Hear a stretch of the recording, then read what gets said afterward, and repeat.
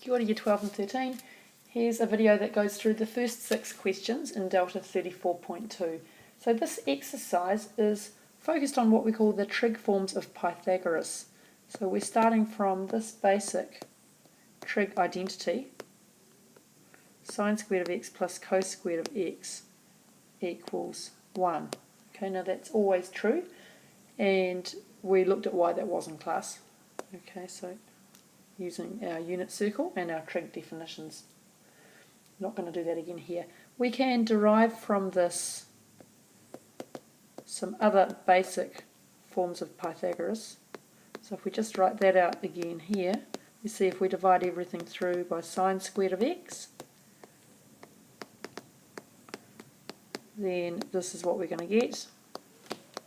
Right, so we get 1 plus cot squared of x is equal to cos x squared of x. Right, similarly, if I divide everything through by cosine squared of x, where am I going to do that? I'm going to do that up here.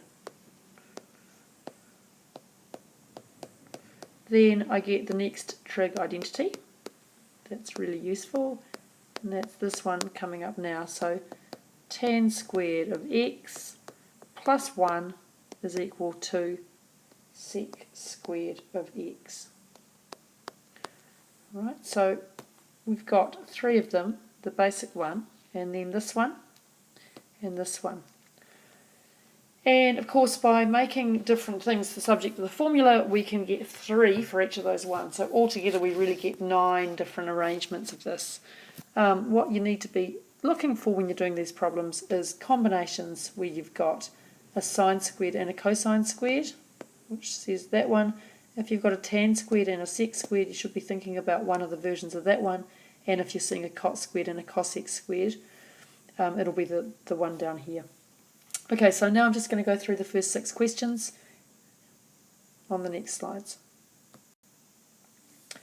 Right, so our usual method is we start on the left-hand side and we write that out. So sine squared of x minus 3 cos squared of x. Right, now I take a look at where I'm heading, and I can see in my answer I just want to have sine squared, no cos squared. So that makes me think that I'll use this trig ratio, but I'm going to use it to eliminate the cos squared. So we're going to think about this version. So cos squared of x is 1 minus sine squared of x.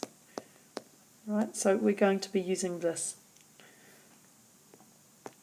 So back into my question, sine squared of x minus 3 cos squared of x is sine squared of x minus 3 times 1 minus sine squared of x. There we go. Right, and we're almost done already. So sine squared of x minus 3 plus 3 sine squared of x is equal to 4 sine squared of x minus 3. Right, so that's that one done, as required, if you want to write that. On to number 2. Alright, so I'm looking at this one, and I start on the left-hand side, and just the process of writing that down should make me start thinking about what to look for. Okay, and I notice when I'm doing that I've got a common factor there of cos of x. So I'm going to take that out, see what's left over. Right, so what we're doing here is we're doing Year 11 algebra and Year 12 algebra over and over, except it's with trig. So we know that this thing in here is equal to 1. So we're finished. Right, on to number 3. Okay, 1 plus tan squared x times 1 minus sine squared x. So thinking about my trig functions, I look at the ones that we've got and I'm seeing a 1 and a tan squared. So I should be thinking about sec squared. And we know that 1 plus tan squared x is sec squared of x. So that's my left-hand side. So that's sec squared of x. And 1 minus sine squared of x is cos squared of x. So that equals cos squared of x over cos squared of x, which is 1. Alright, question 4, very, very similar. I'm recognising that 1 plus tan squared of x is equal to sec squared of x. So I write down the left-hand side to start myself off. So we've got that equals cos squared x sec squared x, which is cos squared of x over cos squared of x, which equals 1, which is what we were required to show. Right, number 5, you should be getting the hang of these by now, hopefully. Looking at that, it looks a bit awful because of the square root, but look inside the square root. 1 minus sine squared of x is cos squared of x. So I've got tan of x.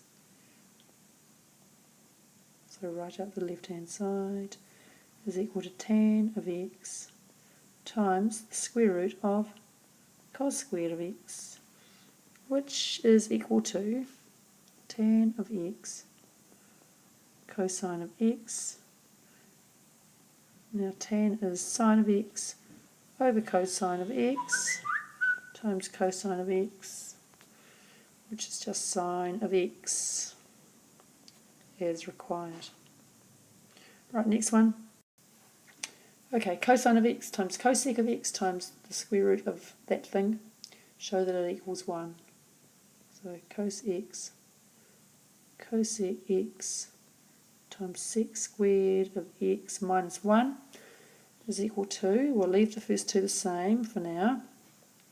Now cosec of x we can write straight away as 1 over sine of x times, well, sec squared of x minus 1 is the square root of tan squared x. So that's cos x over sine x times the square root of tan x, which is sine of x over cos of x, which is 1 as required. Okay, hopefully that's got you into the swing of them. Remember, you do need to actually make sure you're going through and doing them with a pen and paper to help you learn. I'm going to keep on going in a separate video, but that's enough for now. Thanks for watching.